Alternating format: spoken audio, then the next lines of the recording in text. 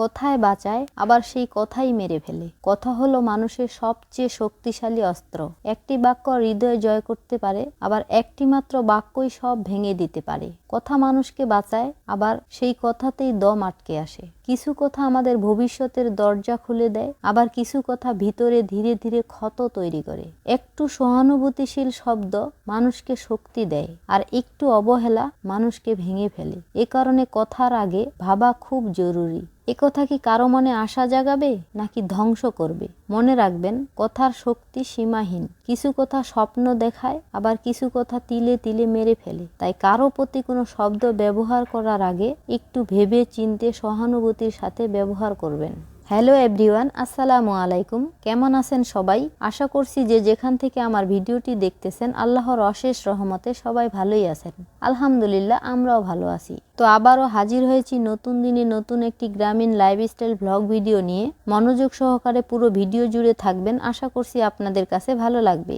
আর আপনাদের কাছে ভিডিও শুরুতে একটা রিকোয়েস্ট, প্লিজ আপনারা ভিডিওটা না টেনে সম্পূর্ণ ভিডিও দেখার চেষ্টা করবেন। তো এখন হচ্ছে আমি সামান্য কিছু আতপ চাল এখানে ব্লেন্ডারে ব্লেন্ড করে নিয়েছি। চিতই পিঠা বানাবো এই জন্য। প্রতিদিনই শুধু মুড়ি চিড়া দিয়ে সকালে চা খেতে ভালোই লাগে না, তাই হচ্ছে আজকে চিতই পিঠা দিয়ে সকালের নাস্তা করব। চিতই পিঠা খান সাহেব এমনিতেই খেতে খুব পছন্দ করে। মানে হচ্ছে কেউ আসে না যে বিভিন্ন ভর্তা বা মিঠাই দিয়ে খেতে পছন্দ করে, তো উনি হচ্ছে এমনিতেই খালি খালি খায় আর কি। তো সকালে যেহেতু তাড়াহুড়া করে রান্না করতে হয়, এই জন্য হচ্ছে সকালের নাস্তা আমরা রান্নাঘরেই খেয়ে থাকি।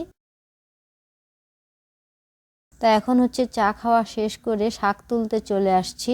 আজকে হচ্ছে লাল শাক তুলবো। তো আমি হচ্ছে এই একই জমির মধ্যে পুঁই শাক, লাল শাক, সামান্য কিছু তিতা পাট শাক আর সাথে কিছু ডাঁটা শাকও বুনে দিয়েছি। এক কথা হচ্ছে একের ভিতরে সব। আমি এর আগেও বলেছি যে আমার বাড়ির মানে হচ্ছে নিজের হাতে শাকসবজি তুলতে খুব ভালো লাগে। তো আপাতত কোনো সবজি নেই, শুধু এই বিভিন্ন প্রকারের শাকই রয়েছে। তো আজকে হচ্ছে আমি লাল শাক ভাজি করব, আর এই যে দেখতেছেন ছোট ছোট শোল মাছ, এগুলো হচ্ছে ভুনা করব।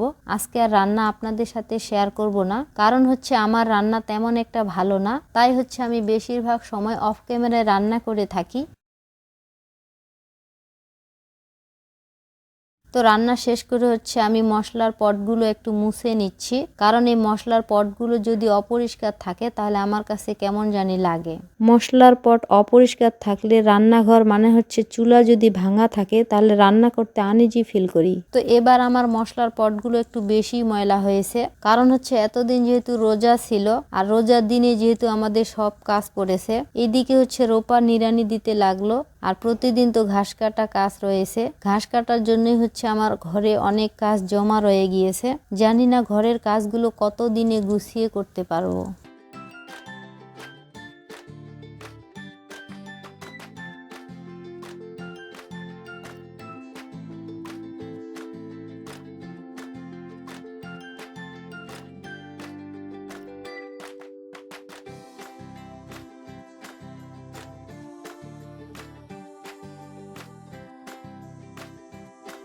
তো এইখানে হচ্ছে কিছু ঢেঁড়স বুনেছিলাম। যারা আমার ভিডিও নিয়মিত দেখেন তারা হয়তো বা দেখেছেন যে যখন পুঁইশাক বুনে দিয়েছিলাম তখন এইখানে হচ্ছে এক সারি ঢেঁড়সও বুনেছিলাম। তার মধ্যে হচ্ছে মাত্র 15টা গাছ গজিয়েছে।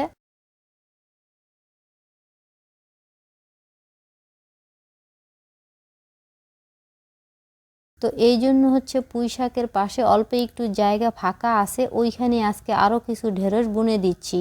তো তখনই যদি আমি আরো কিছু ঢেঁড়স বুনে দিতাম এখানে, তাহলে হচ্ছে ওই গাছগুলো এখন এই গাছের মতোই অনেক বড় হয়ে যেত। তো এতক্ষণ যদি আপনি আমার ভিডিওটি দেখতেছেন আর লাইক দিতে ভুলে গিয়েছেন, তাহলে প্লিজ ভিডিওটাতে একটা লাইক দিয়ে দিয়েন, কারণ আপনার একটা ছোট্ট লাইক আমার ভিডিওটাকে আরো অনেকের নিকট পৌঁছায় দিতে সাহায্য করবে, আর সেই সাথে আমাকে আরো নতুন একটি ভিডিও মেক করার অনুপ্রেরণা যোগাবে। আমি আবারও বলছি, প্লিজ ভিডিওটাতে একটা লাইক দিয়ে দিয়েন।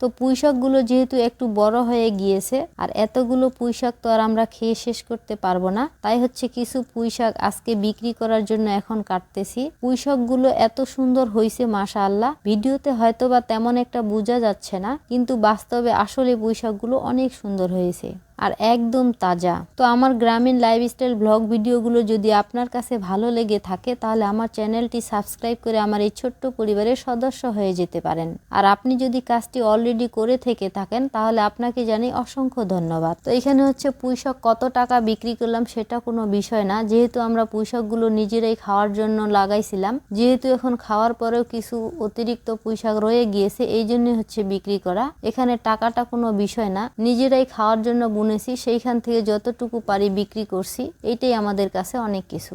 তো আজকের ভিডিওটা এখানেই শেষ করতেছি, পরবর্তী ভিডিও নিয়ে নাও আসতে পারি, কারণ নিঃশ্বাসের কোনো গ্যারান্টি নেই। সবাই আমাদের জন্য দোয়া করবেন আর ভালো থাকবেন। আল্লাহ হাফেজ।